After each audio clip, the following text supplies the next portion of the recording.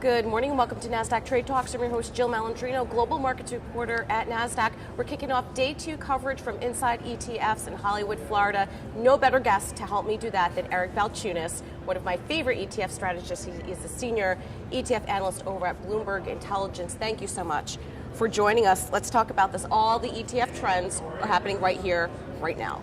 Yeah, this is like the Comic-Con of ETFs. It's basically, short of people walking around with like dressed up as tickers, it's basically the same thing. It's basically the one conference that I carve out the whole schedule, and I make sure to come here every year. There's other ones I kind of go to every now and then or when I have time. This is the must-attend event of the year, in my opinion. And I was just telling you earlier that I walk around here, and in an hour, I will have sort of networked and caught up with people that might take me 3 weeks traveling around the country to see. So, and that's just an hour. So it is dense. It flies by in like a minute. What are some of the key themes that you're picking up on this year?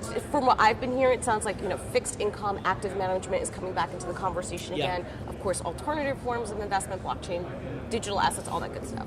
Yeah, sure. I think it's interesting. Crypto was a big deal last year. This year, it's almost like a punchline. It's amazing how people just kind of like, using it almost as a joke. Not to say it's going away, but it's just interesting observation. I do think fixed income is an evergreen topic. That's always comes up.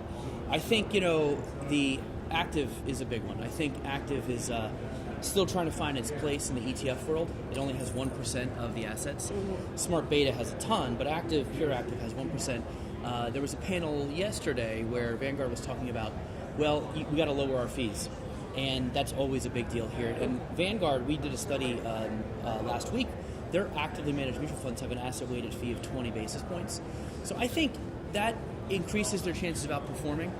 And people, I feel like it's a better deal. So I think as fees compress a little bit on the active side, I think you'll see a nice renaissance over there for people who just want to try to do a little better than the S&P, especially if we have rougher markets and the S&P doesn't do that well. Well, you have the opportunity to actively manage funds at that point. But what's the difference when you say active versus smart beta? Are they kind of the same thing? Basically, yeah.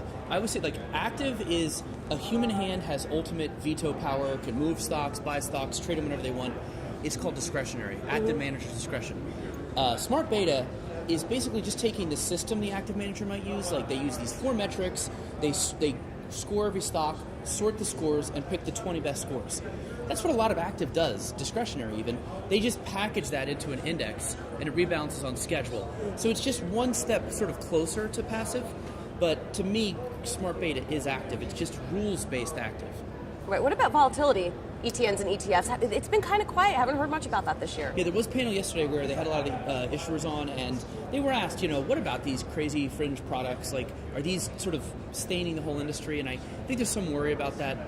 We at BI, we're fine with those. We're serving a terminal client. We feel like some of these products that are highly leveraged or whatever, we call them red light products, there is a good audience for them. Some ETF structure is so good that even hedge funds and institutions like to use it for stuff.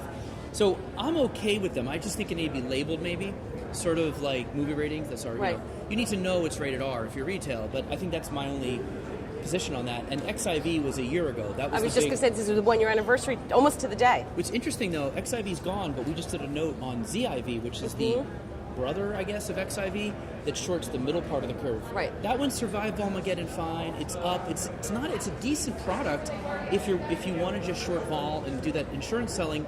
It's not, the steamroller isn't quite as big that you're picking pennies up in front of. And so there's some decent products that might not be as intense as an XIV that do on the volatility side. Worth a look for the more sophisticated investor. All right, and to wrap up here, what are you going to be focusing on for 2019 in the ETF space?